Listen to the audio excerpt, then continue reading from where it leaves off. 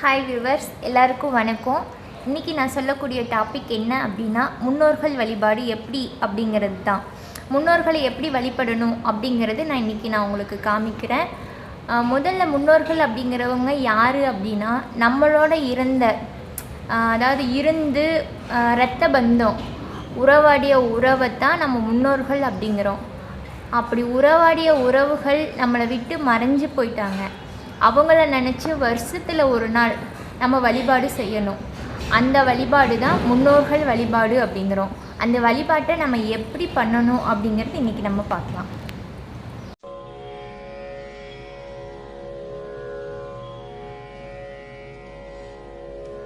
ஜென்மம் நிறைந்தது சென்றவர் வாழ்க, சிந்தை கலங்கிட வந்தவர் வாழ்க, நீரில் மிதந்திடும் கண்களும் காய்க, நிம்மதி நிம்மதி யோவிடம் சூழ்க.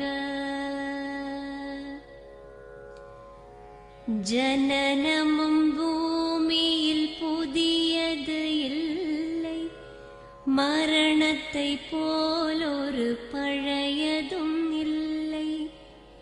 இரண்டும் இல்லாவிடில் இயற்கையும் இல்லை, இயற்கையின் ஆணைதான் ஞானத்தின் எல்லை. பாசம் உலாவிய கண்களும் எங்கே, பாய்ந்து துழாவிய கைகளும் எங்கே, தேசமளாவிய கால்களும் எங்கே, தீ உண்டதென்றது சாம்பலும் எங்கே. கண்ணில் தெரிந்தது காற்றுடன் போக, மண்ணில் பிறந்தது மண்ணுடன் சேர்க. எலும்பு சதை கொண்ட உருவங்கள் போக, எச்சங்களால் அந்த இன்னுயிர் வாழ்க. பிறப்பு இல்லாமலே நாளொன்றும் இல்லை, இறப்பு இல்லாமலும் நாளொன்றும் இல்லை.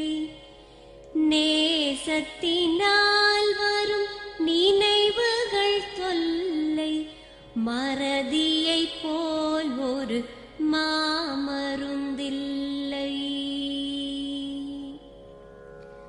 கடல் தொடும் ஆறுகள் கலங்குவதில்லை, தாரை தொடும் தாரைகள் அழுவதும் இல்லை.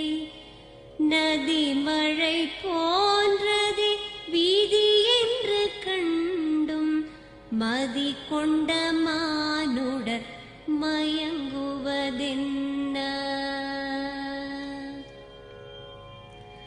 மரணத்தினால் சில கோபங்கள் தீரும், மரணத்தினால் சில சாபங்கள் தீரும். வேதம் சொல்லாததை மரணங்கள் கூறும், விதை ஒன்று வீண்டிடில் செடி வந்து சேரும்.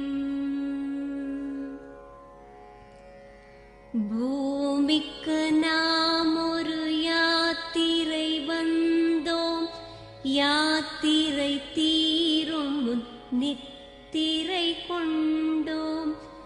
நித்திரை போவது இறந்தவருக்கு நம்ம வெளியே போய் ஆற்றுல இந்த மாதிரி தான் திதி கொடுக்கணுன்ட்டு இல்லை, நம்ம வீட்டில் இருந்தே நம்ம திதி கொடுக்கலாம். அது எப்படிங்கிறது அம்மாட்ட கேட்கலாம். காலையில் அம்மா 6 மணிக்கு திதி கொடுத்துட்டாங்க.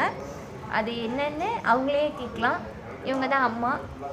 ஹாய் அம்மா, காலையில் 6 மணிக்கு திதி கொடுத்தீங்கல்ல, அது எப்படின்னு மட்டும் சொல்லுங்கள். எதை நினச்சி கொடுக்கணும்னு மட்டும் சொல்லுங்கள். அதாவது பாப்பா, இப்போது அப்பா இல்லாதிருந்தா மகன் கொடுக்கலாம்,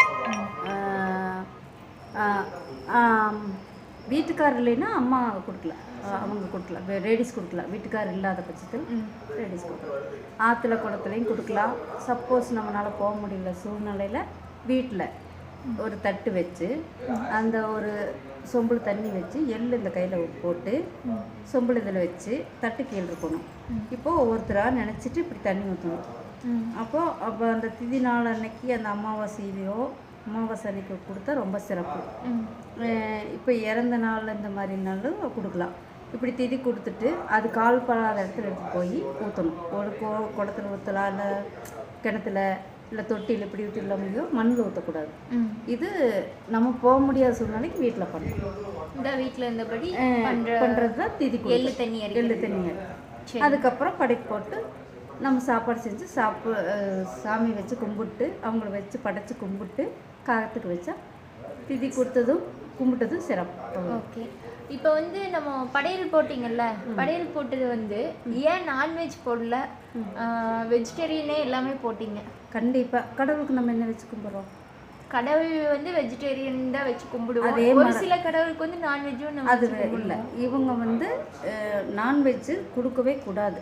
நான்வெஜ்ஜு முன்னோர்களுக்கு கொடுக்கவே, அதாவது ஒரு கடவுளுக்கு சமமாக நம்ம நினச்சோம், அதாவது கடவுளுக்கு சமமாக நம்ம முன்னோர்களை நம்ம நினைக்கிறதுனால தான் அவங்களுக்கு எல்லாமே வெஜிடேரியனாக எல்லாமே படைச்சி அவங்களுக்கு ஒரு கடவுளாக வச்சு கும்பிடுறோம். அதனால தான் அந்த படைப்பில் வந்து எல்லாம் வெஜிடேரியன் இருந்துச்சு. அதான் நம்ம அது ஒன்று. சரி, அவங்கள கடவுளாக நம்ம நினச்சி மதித்து கும்பிடணும். நல்லது. அவங்களுக்கு நான்வெஜ் எல்லாம் வைக்கக்கூடாது. வெஜ் வச்சு கும்பிட்றது ரொம்ப சிறப்பு.